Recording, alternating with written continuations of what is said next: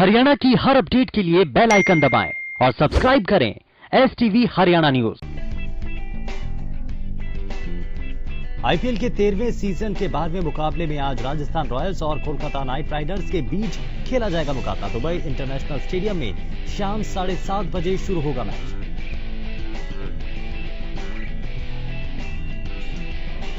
लगातार 2 मुकाबलों में जीत दर्ज कर अपनी तीसरी हैट्रिक लगाने उतरेगी Rajasthan Royals. Kolkata night Riders ने इस सीजन में 1 जीत और 1 हार का किया है सामना।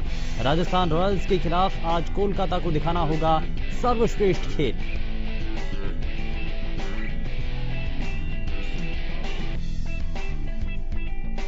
अब तक राजस्थान रॉयल्स और कोलकाता नाइट राइडर्स के बीच खेले जा चुके हैं 20 मुकाबले। राजस्थान ने 10 और कोलकाता ने 10 मैचों में जीत की है हासिल। दोनों के बीच 2 मुकाबलों में सुपर ओवर से हुआ है फैसला, जिसमें राजस्थान रॉयल्स ने मारी है बाजी।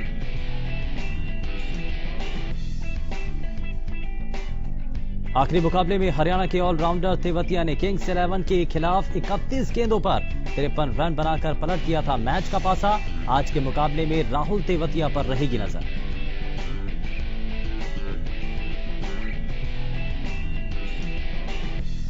कोलकाता नाइट राइडर्स को आज जीत के लिए करना होगा शानदार प्रदर्शन। आंद्रे रसेल और इयोन मॉर्गन पर होगा दारोमदार। दोनों के बल्लेबाजी क्रम पर भी रहेगी सबकी नजर। अभी तक दोनों के खिलाड़ियों को बल्लेबाजी क्रम में 5वें और 6ठे नंबर पर उतारा गया है।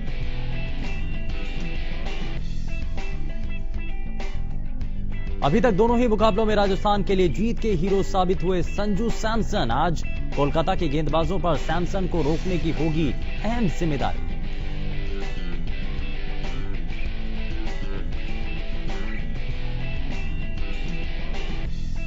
सनराइजर्स हैदराबाद ने दिल्ली कैपिटल्स को 15 रनों से हराकर इस सीजन की पहली जीत अपने नाम की।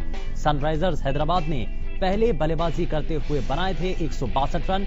दिल्ली कैपिटल्स 7 विकेट गंवाकर बना पाई 147 रन।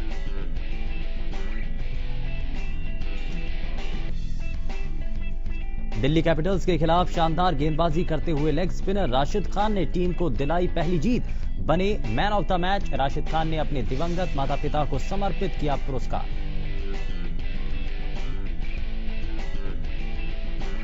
दिल्ली कैपिटल्स की सीजन में पहली हार के बाद बोले पॉन्टिंग, सनराइजर्स ने उनकी टीम की तुलना में योजनाओं को बेहतर तरीके से किया लागू। हम अपना सर्वश्रेष्ठ प्रदर्शन नहीं कर पाए।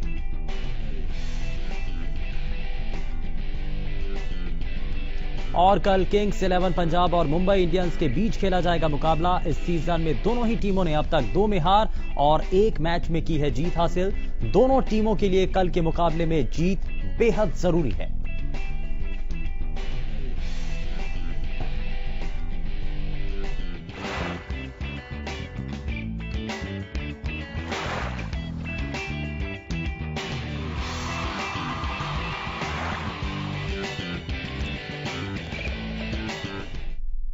नमस्कार, आप देख रहे हैं हमारी खास पेशकश आईपीएल 2020 और मैं हूं आपके साथ शुभेंदु सिंह। आईपीएल के 13वें सीजन के 12वें मुकाबले में आज राजस्थान रॉयल्स का सामना कोलकाता नाइट राइडर्स से होगा। कोलकाता को अगर अपना अभियान पटरी पर बनाए रखना है तो उसे बेहतरीन फॉर्म में चल रहे राजस्थान रॉयल्स के खिलाफ सर्वश्रेष्ठ खेल दिखाना होगा। यह मुकाबला दुबई इंटरनेशनल स्टेडियम में शाम 7:30 बजे खेला जाएगा। आईपीएल रिकॉर्ड की बात की जाए तो राजस्थान रॉयल्स और कोलकाता नाइट राइडर्स के बीच अब तक 20 मुकाबले हो चुके हैं। राजस्थान ने 10 और कोलकाता ने 8 मैच जीते हैं। दोनों के बीच 2 मुकाबले टाई हुए और सुपर ओवर में राजस्थान रॉयल्स ने बाजी मारी, जिसके बाद दोनों टीमें 10-10 से बराबरी पर बनी हुई हैं।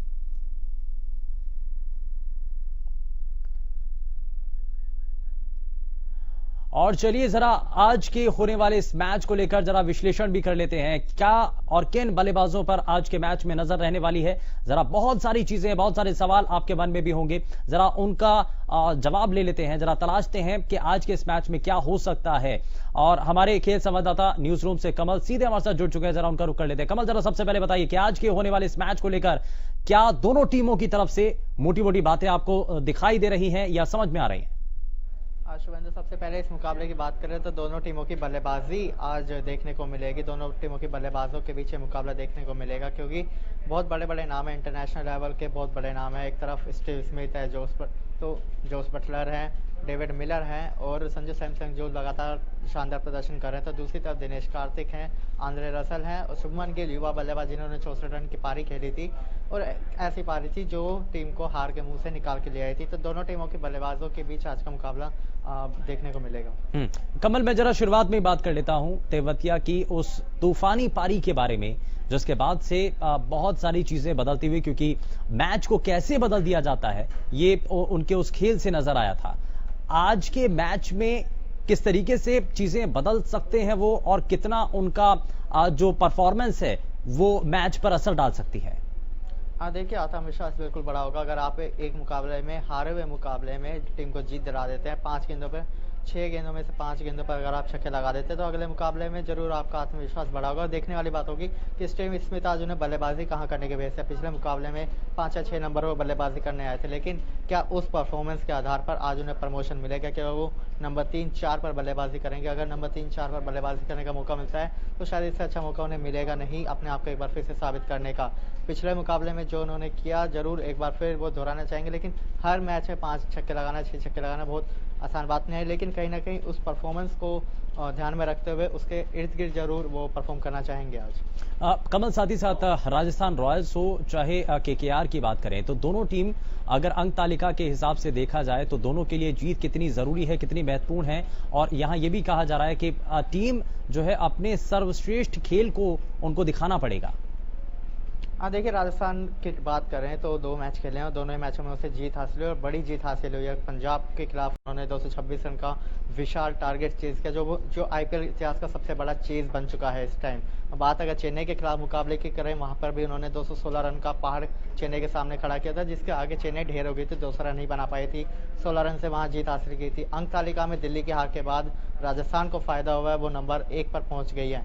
केकेआर 2 मैच खेले, 1 हारी 1 जीते। मुंबई के खिलाफ बड़ी हार मिली, जिसका खामियाजा ये है कि वो नंबर 7 पर इस टाइम रुकी हुई है। कहीं ना कहीं अगर केकेआर को जीत चाहिए तो उनके बल्लेबाजों को परफॉर्म करना होगा। गेंदबाजी में धार नजर आ रही है तो उनकी बल्लेबाजी पूरी तरह फ्लॉप है। अंक तालिका पर अभी ज्यादा खासा कोलकाता को नजर नहीं होगी, क्योंकि अभी 2 ही मुकाबले हुए हैं। उनके पास अभी 12 मुकाबले और हैं, लेकिन आज के मुकाबले को हराकर कहीं ना कहीं राजस्थान का जो संतुलन है वो कहीं ना कहीं वो बिगाड़ना चाहेगी। लेकिन बैटिंग फॉर्मेट में कैसे दिनेश कार्तिक बदलाव ला सकते हैं? क्योंकि आप कह रहे हैं कि अगर बैटिंग परफॉर्मेंस अगर देखें खिलाड़ियों की तो ज्यादा कुछ बेहतर नहीं रही है। हालांकि गेंदबाज कुछ करने की कोशिश जरूर उनकी नजर आती है, लेकिन बल्लेबाजी क्रम में कुछ बदलाव नजर आ सकते हैं क्या?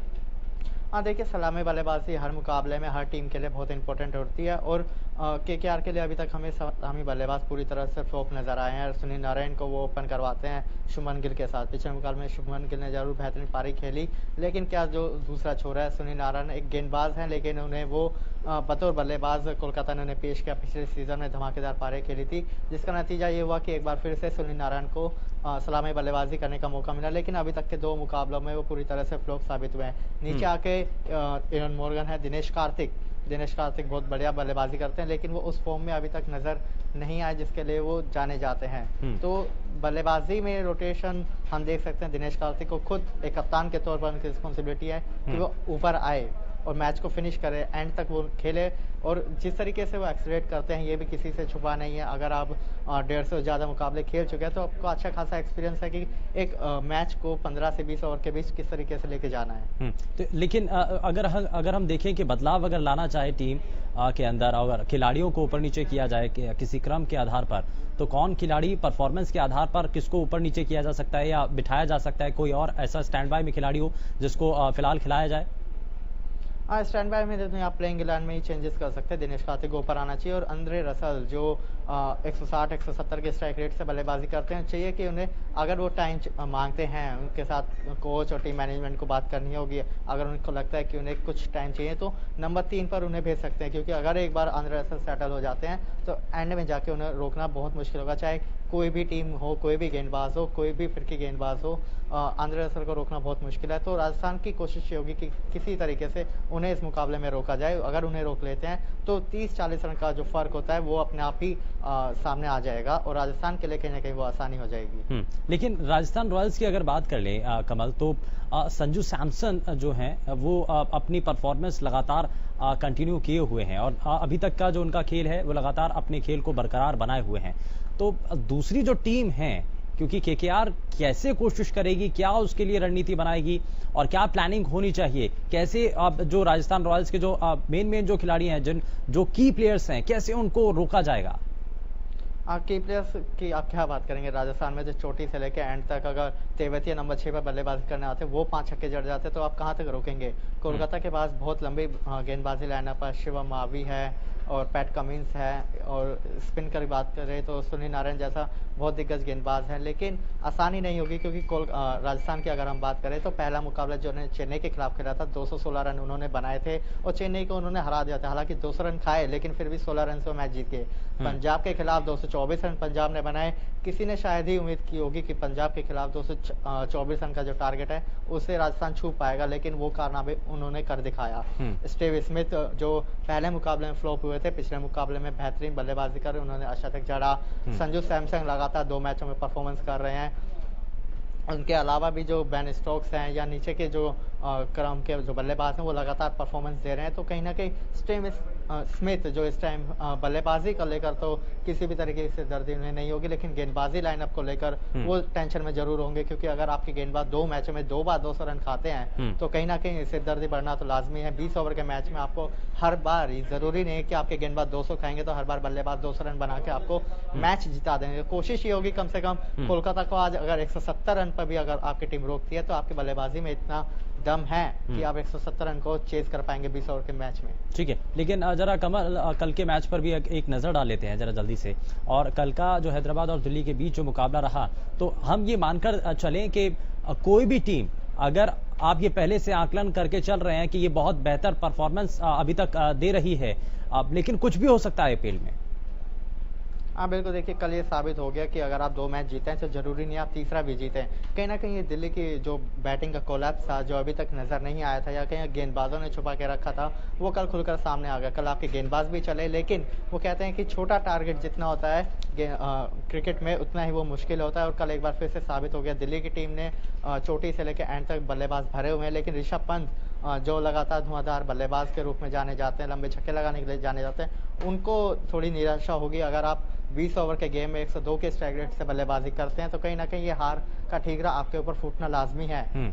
सलामी बल्लेबाज फ्लॉप हो गए, लेकिन अगर आप एंड तक खेले उसके बाद भी आप एक्सीलेटर पर पैर नहीं रख पाए, 35 गेंदों पे 36 रन, ये ऋषभ पंत के लिए बिल्कुल भी शोभा नहीं देता। हमने देखा अगर वो 35 गेंद खेलते हैं तो कम से कम 50 से 60 रन उनके स्कोरबोर्ड पर लिखे होते हैं, लेकिन वो 35 गेंदों में 36 रन बनाते हैं तो सवाल उनके ऊपर खड़ा होता है क्या अब देखना होगा कि दिल्ली की टीम वापसी कैसे करती है। अभी तक देखा गया था 2 मुकाबलों में दिल्ली ने कोई चेंज नहीं किया था, और शुभेंदु कल हमने बात की थी, अगर केन विलियमसन को हैदराबाद लेकर आता है तो कहीं ना कहीं उनके लिए जीत आसान होगी। और हैदराबाद ने कल केन विलियमसन को लेकर आए और अच्छा तक जड़ा और टीम को जीत हासिल हुई। कहीं ना कहीं श्रेयस अय्यर को ये सोचना चाहिए था कि अगर केन विलियमसन मैदान पर आते हैं तो कहीं ना कहीं हैदराबाद की जो बल्लेबाजी है स्ट्रॉन्ग होगी और उन्हें रोका कैसे जाए। और उस केन विलियमसन के खिलाफ कल दिल्ली का कोई भी तुक्का इक्का साबित नहीं हुआ। लेकिन कमल, अगर हमने देखा कि जिस तरीके से बीता मैच था, तो यानी कि जो टीम बहुत अच्छा परफॉर्म कर रही है, लगातार जीत हासिल कर रही है, तो ऐसा जरूरी नहीं है कि आगे आने वाले मैच में भी जीत उसी की होगी। और ये आज के मैच में भी अगर केकेआर को एक मनोबल बढ़ाता है तो दबाव थोड़ा सा कम होगा टीम के ऊपर। देखिए इस वक्त राजस्थान के ऊपर दबाव ज़्यादा होगा, क्योंकि सेम सिचुएशन में इस टाइम वह है जिस सिचुएशन में कल तक दिल्ली थी। 2 मैच में दिल्ली जीती थी और 2 ही मैच में राजस्थान जीती है। और अगर दुबई की बात करते हैं तो मैदान बड़ा है, लेकिन एक जो पॉजिटिव है वो ये है कि यहाँ पर पहले बल्लेबाजी करने वाली टीम को जीत हासिल होती है। राजस्थान रॉयल्स ने पहले मुकाबले में जो चेन्नई के खिलाफ खेला था, बल्लेबाजी की थी और 216 रन का पहाड़ खड़ा कर दिया था इसी मैदान के ऊपर। तो कहीं ना कहीं अब देखना ये होगा कि राजस्थान की जो बल्लेबाजी है क्या वो उनका साथ देती है। बिल्कुल, बल्लेबाज क्या टीम का साथ दे पाते हैं और कितना बड़ा स्कोर वो बना पाते हैं, ये देखना अपने आप में बेहद खास है। लेकिन जरा अब ग्राउंड के बारे में भी समझ लेते हैं कि आज जब दोनों टीमें मैदान में उतरेंगी तो जिस मैदान में वो उतरने जा रही हैं वहां का अभी तक का इतिहास क्या रहा है, वहां पर जो भी टीम पहले खेलती है क्या उसको किसी तरीके से बेनिफिट मिलता है या स्पिनर्स को फायदा मिलता है, जरा वो भी समझ लेते हैं। कमल, जरा ये भी बताइए कि आज जब दुबई के इंटरनेशनल स्टेडियम में जब मैच होगा तो क्या सबसे पहले वहां उस स्टेडियम के की पॉइंट्स हैं, सबसे ज्यादा जो ध्यान रखा जाता है कि अगर कोई भी टीम टॉस जीतती है तो क्या पहले बल्लेबाजी करना बेहतर रहेगा? हाँ, इस सीजन के इतिहास को अगर नजर डालेंगे शुभेंदु, तो पहले बल्लेबाजी करने वाली टीम को ही दुबई में जीत हासिल हुई है। खास करके और उसका एक सीधा सा कारण है कि अगर आपके बल्लेबाजी मजबूत है तो 200 रन का पहाड़ आप खड़ा कर देते हैं, और 20 ओवर के क्रिकेट में 200 रन को चेज कर पाना बेहद मुश्किल है, चाहे आपके पास कितने ही बड़े बल्लेबाज हो, कितने बड़े नाम आपके पास हो। दुबई में हमेशा से ये देखा गया है कि जो एंड में गेंदबाजी करती है टीम, उनको दिक्कत होती है, क्योंकि इसका कारण है ओस गिरती है तो गेंद गीला होता है, और गेंद गीला होता है तो बल्लेबाजों को मदद मिलती है, और लेकिन वहां पर फिरकी गेंदबाजों को वो ओस कहीं ना कहीं मदद करती है, जिस कारण पहले बल्लेबाजी करने वाली टीम को ज्यादा आसानी होती है बाद में बल्लेबाजी करने के अनुसार। अगर आज दोनों टीमों के नजर डालें तो 20 मुकाबले खेले गए हैं, दोनों ने 10-10 मुकाबले जीते हैं। आज जो टीम जीतेगी कहीं ना कहीं उसका पलड़ा भारी है। और सुपर ओवर की एक बहुत इंटरेस्टिंग कहानी हमें इस साल देखने को मिली है कि 2 मुकाबले सुपर ओवर तक पहुंचे, और दोनों ही मुकाबले इसी दुबई के मैदान पर खेले गए हैं, और उनमें से एक मुकाबला तो राजस्थान रॉयल्स की टीम ने भी खेला था। तो यानी कि शुरुआत में जो टीम बैटिंग करने के लिए उतरेगी तो वो अच्छा खासा परफॉर्म करती हुई नजर आएगी, ये ऐसा हो सकता है, ऐसा अनुमान लगाया जा रहा है। लेकिन स्पिनर्स की इसमें क्या भूमिका होगी कमल, कि अगर उस बढ़ते हुए रन को रोकना है तो स्पिनर्स कितने कामयाब यहां पर इस पिच पर साबित होंगे? हाँ, देखिए, स्पिनर्स का हमेशा से ही रोल रहता है, क्योंकि वो जो 8 ओवर बीच के होते हैं उनको आप किस तरीके से एक्सलेट करते हैं। कि तेज गेंदबाजों को देखा गया है बहुत खासे महंगे साबित हुए हैं, चाहे आप दूसरी टीमों के नजर डालें। बेंगलुरु की बात करें तो उमेश यादव जैसा तेज गेंदबाज लगातार पिटता हुआ नजर आया। लेकिन कोलकाता के पास जो एक वो पॉजिटिव पॉइंट है वो ये है कि उनके पास शिवम आवे और पैट कमिंस जैसे तेज गेंदबाज भी हैं, जो कहीं ना कहीं स्पिनर्स के साथ कंधे से कंधा मिलाकर खड़े होते हैं। सुनील नारायण को अगर राजस्थान की टीम खेल लेती है तो कहीं ना कहीं आधा मैच वो अपनी तरफ कर लेगी। कोशिश ये होगी राजस्थान की, सुनील नारायण को किसी भी तरीके से विकेट ना दिया जाए, क्योंकि अगर वो विकेट देते हैं तो पूरी तरीके से टेस्ट मैच के फॉर्म में आ जाते हैं। बल्लेबाज को पूरी तरीके से घेरने के लिए देखते हैं कि कहीं से भी वो सिंगल ना निकाल पाए, और अगर आप 20 ओवर के क्रिकेट में सिंगल रोक लेंगे तो कहीं ना कहीं दबाव आपके ऊपर पड़ेगा ही पड़ेगा। लेकिन कमल, अगर सुनील नारायण का अगर आपने जिक्र किया है तो अगर उनकी बल्लेबाजी को देखें तो ज्यादा कुछ अच्छा इसके पहले के मैचों में परफॉर्म नहीं कर पाए हैं, तो क्या उनको शुरुआती ऑर्डर में लाना और खिलाना उनको क्या वो सही होगा या कुछ चेंजेस इसमें किए जाने चाहिए?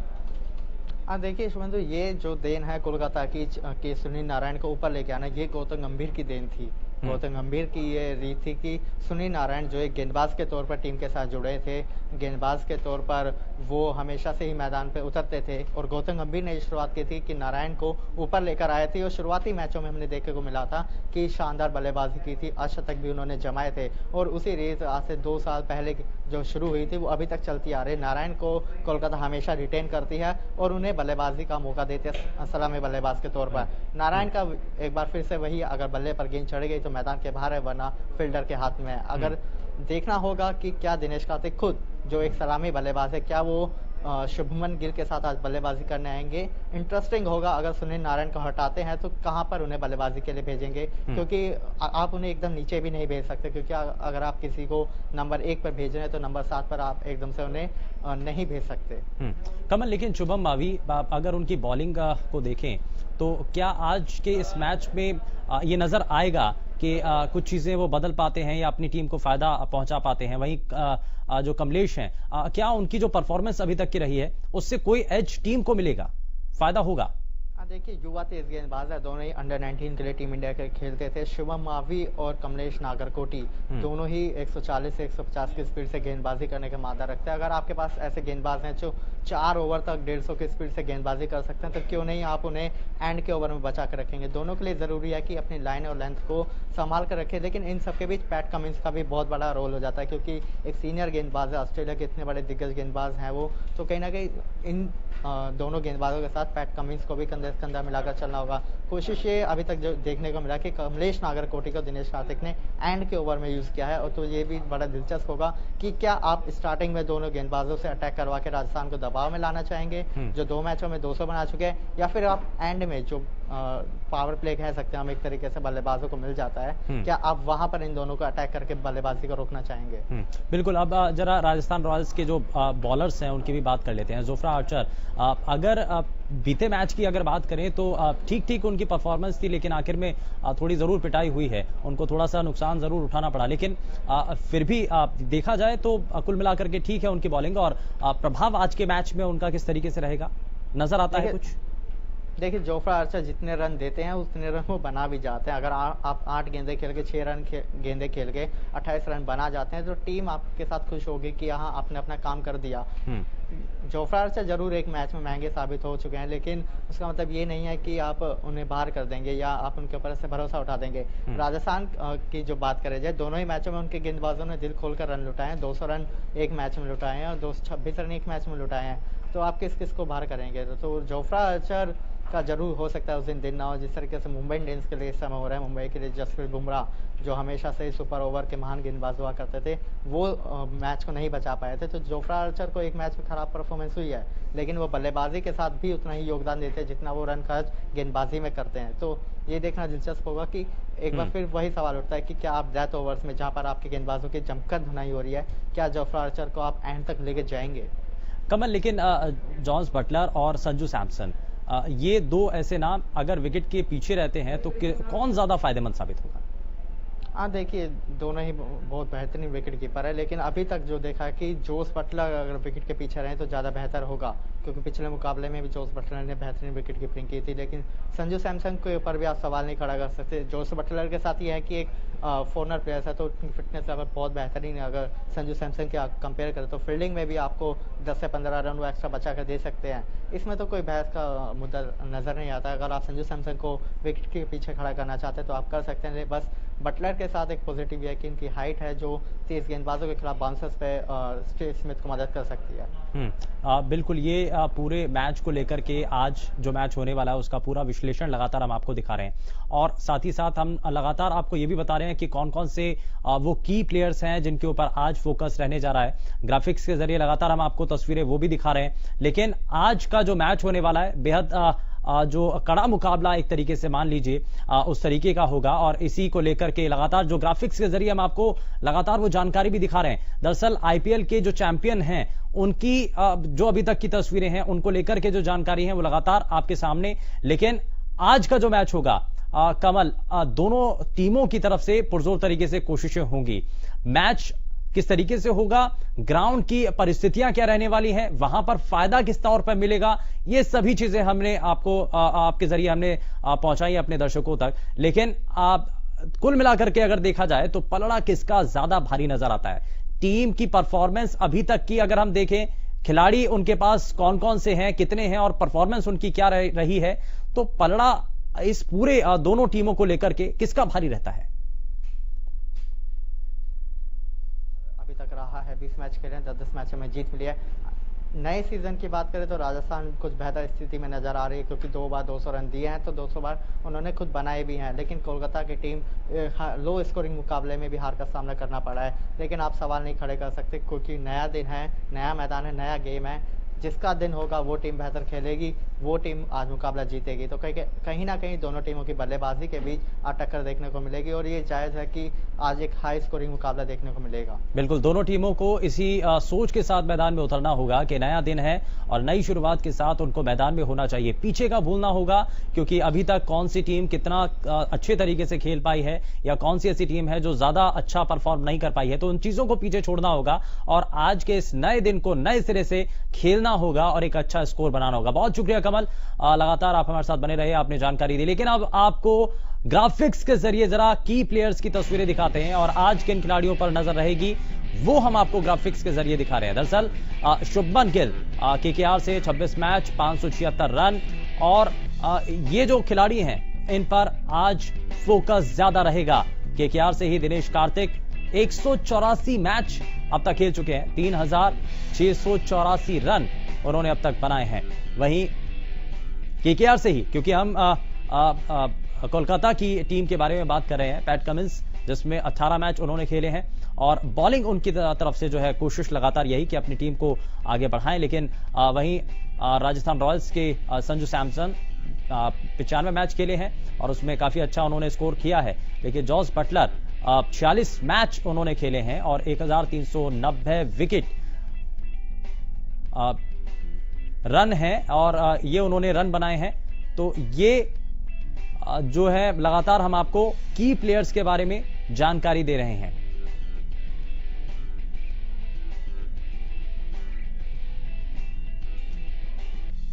और राजस्थान रॉयल्स के संभावित प्लेइंग 11, कौन से संभावित चेहरे होंगे जो कि टीम के अंदर शामिल हो सकते हैं, ये लगातार हम आपको ग्राफिक्स के जरिए दिखा रहे हैं दरअसल। और ये कोलकाता नाइट राइडर्स के भी संभावित प्लेइंग 11 हैं जो कि आज इस मैच में शामिल होंगे, वो खेल सकते हैं। ये उसकी एक संभावित लिस्ट है, पूरी फेहरिस्त है, कौन कौन से चेहरे आज खेलेंगे। तो ये दोनों टीमों के बारे में हमने आपको दिखाया है, कौन कौन से खिलाड़ी जिनके ऊपर ज्यादा फोकस रहने वाला है, कौन कौन सी पूरी जो टीम की एक पूरा ब्लूप्रिंट है वो भी हम आपको दिखा रहे हैं कि संभावित चेहरे प्लेइंग 11 में कौन कौन से हैं, वो लगातार आपको ग्राफिक्स के जरिए हम दिखा रहे हैं।